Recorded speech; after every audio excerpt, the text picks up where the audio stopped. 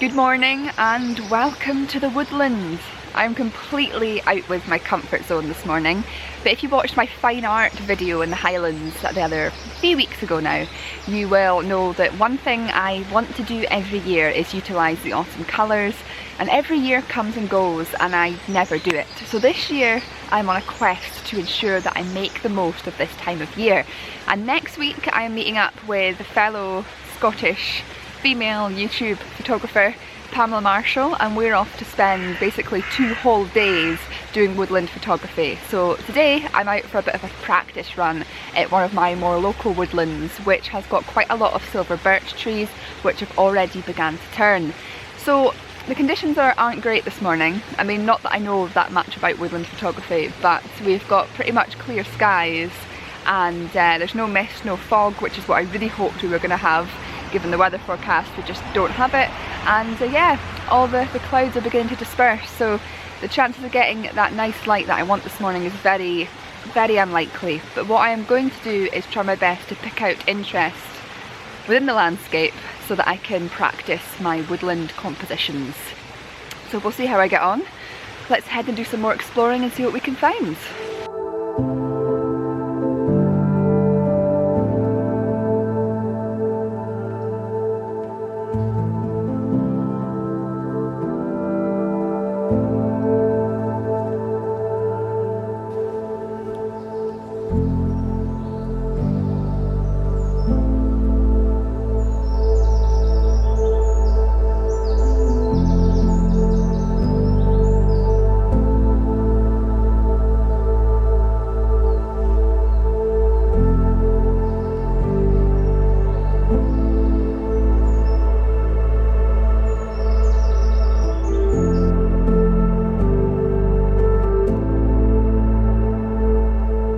So as I mentioned, this morning for me is really all about trial and error, and although I am fully aware that I'm not going to get amazing images today because the conditions just aren't what you would class as the best for woodland photography, it is still a great opportunity given that I've made the effort to get up early and come out, like I said before, to practice my compositions, especially because this is a part of photography that I haven't done that much of and something that I want to improve on. I often say in my workshops when I'm around the coast and stuff that, you know, the best thing you can do is, you know, if you're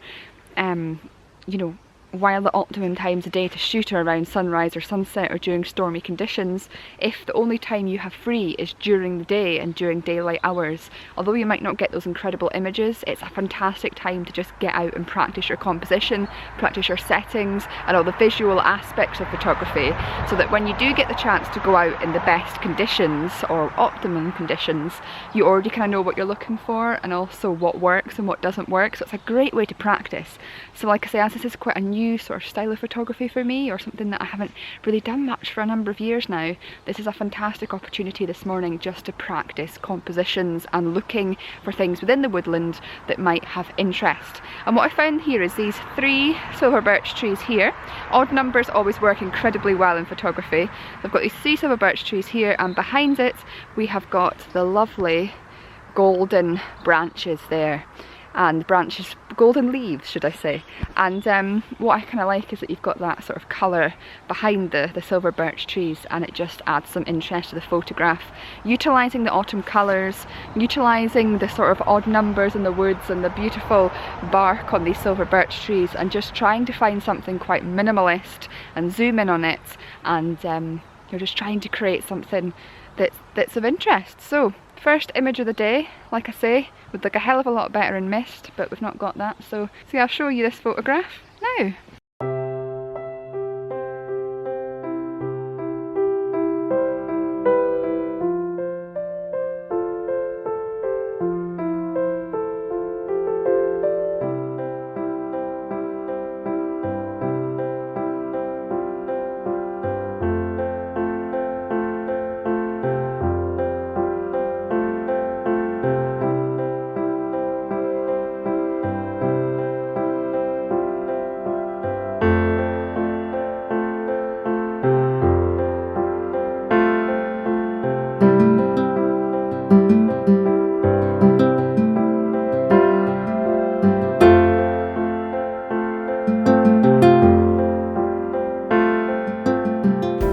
on to my second attempted photograph of the morning. I'm really not as sure about this one as the last one, but what I like about this photograph is there's this really nice U-shaped silver birch tree over this stream. I'm not really including the stream in the photograph itself because it doesn't really add anything, but behind it there's some really nice subtle golden leaves and branches, and there's also some kind of diffused light as well. With it being over a stream, there must be some like moisture and everything in the air, so got this nice diffused light through the woodland, and there's this nice U-shaped tree going on. So I've taken a few portrait and landscape orientation shots. I don't think either of them work particularly well because I'm really struggling to crop it so that the sky isn't in the photograph, but what I will probably do when I'm editing this image is put it into a square crop or something similar to that. This is the second image of the morning. I'm not as sure about it, like I say, but it's what I'm trying to do is pick out interesting tree shapes and complement them with the autumnal colours, so we'll see how it turned out.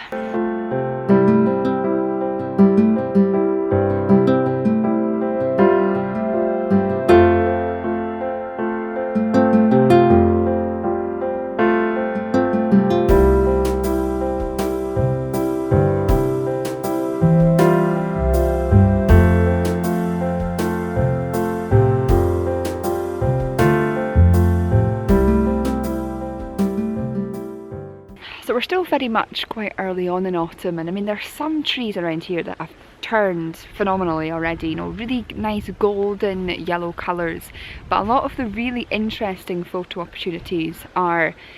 we're far too early in the season to have them. And behind me there's all these amazing trees and these fields with sheep and everything around them, and I can only imagine in a few weeks time when they are nice and golden and brown and potentially with some mist around them how amazing that photo opportunity may be.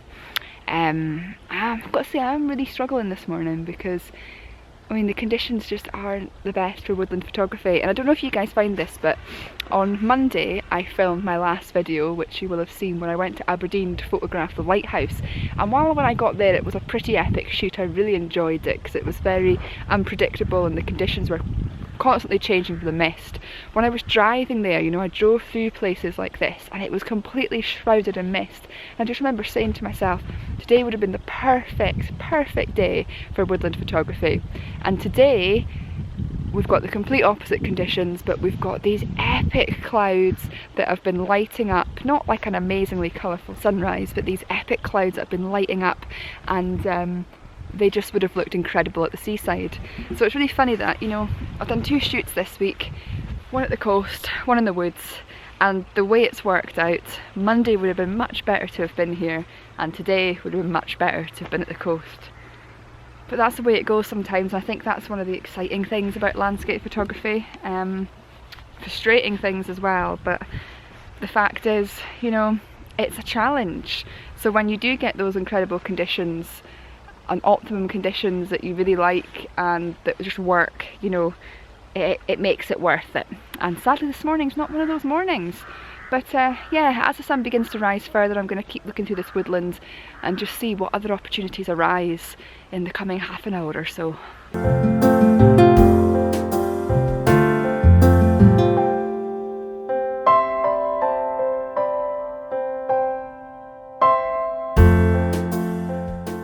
So I've just found this tree, this kind of newly established tree here, that is sort of standing on its own, and there's not much going on in the background. You've got some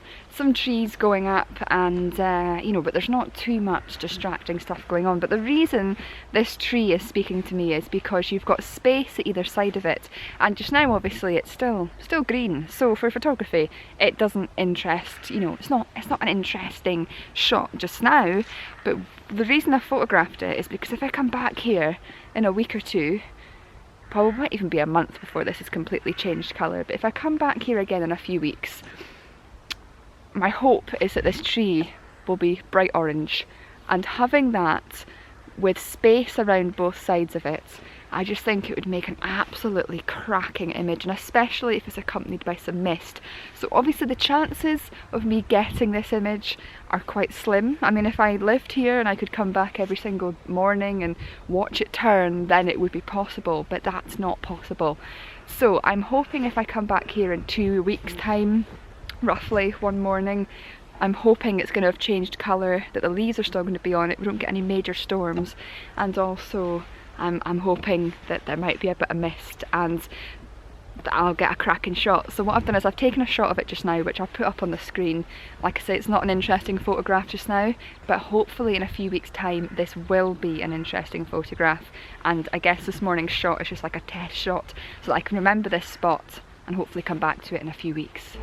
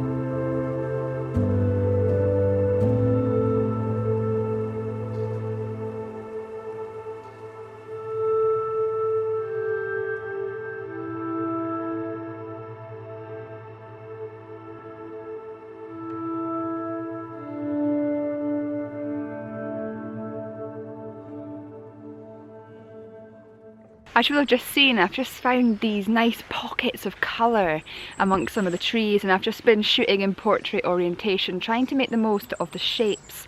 of the tree, you know, the trunks and the branches, as well as the pockets of colour in the leaves. But the thing I'm finding most frustrating about woodland photography is I've seen today some shots that would be incredible if the trees had changed colour. So a lot of the trees that have currently changed colour aren't in the most appealing of locations and aren't allowing for the most interesting of images, but the ones that haven't changed yet are, which in some ways I'm quite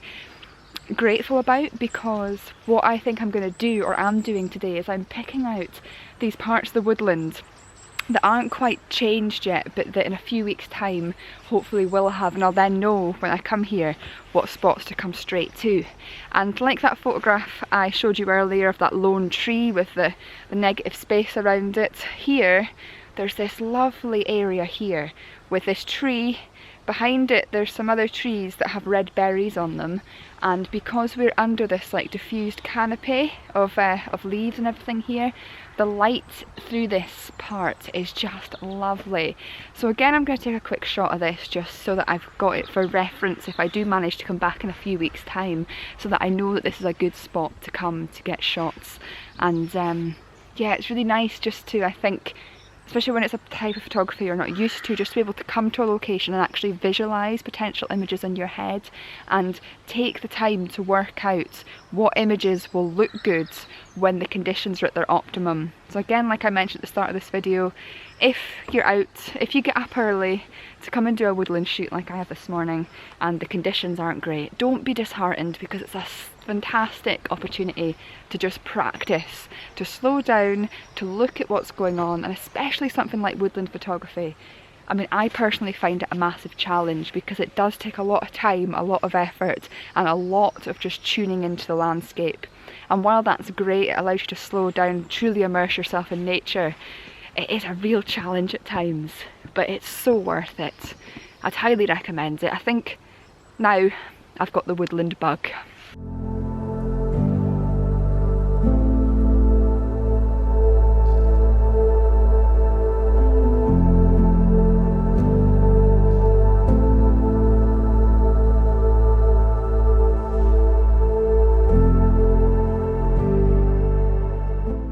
See, the sun has now broken through the clouds and we've now got all this light coming into the woodland, which in some places I think would add quite a lot to it, but because it's quite high in the sky now, because sunrise was about 40 minutes or so ago, yeah, the lights just, you've got that really harsh highlights and shadows now, which isn't great for woodland photography unless you've got a nice break that's allowing some diffused light to come through. But yeah, it's just too harsh, so I think now is a good time to finish this video. This morning's been great actually, although I don't know how I'm feeling about the photographs I've taken. I actually think I've done better this morning than I was expecting to. I think being able to pick things out of the forest I've actually found a lot easier than I've ever found before. And I think it's partly because I've watched a lot of videos in recent times, both by Henry Turner, Simon Baxter and Thomas Heaton doing woodland photography, and you know, it's really helped me learn how to do this style of photography. And like I said in the last clip, I think I now have the bug, which is really exciting because, as I say, next week I'm going to be out for 2 days with Pamela doing whole days of woodland photography back in Murray, and I'm also going to be going up to the Highlands for a day next week, hopefully, and doing woodland photography around a waterfall. So you'll see all of those adventures in the coming weeks. I look forward to seeing you all then, but as always I want to say a huge thank you for watching. I hope this morning, even though this is new to me, has taught you something about woodland photography and just how great it is just to get out and enjoy this time of day, look for compositions and try and work out what's going to work. Yeah, so thank you, and yeah, I'll see you all again next time.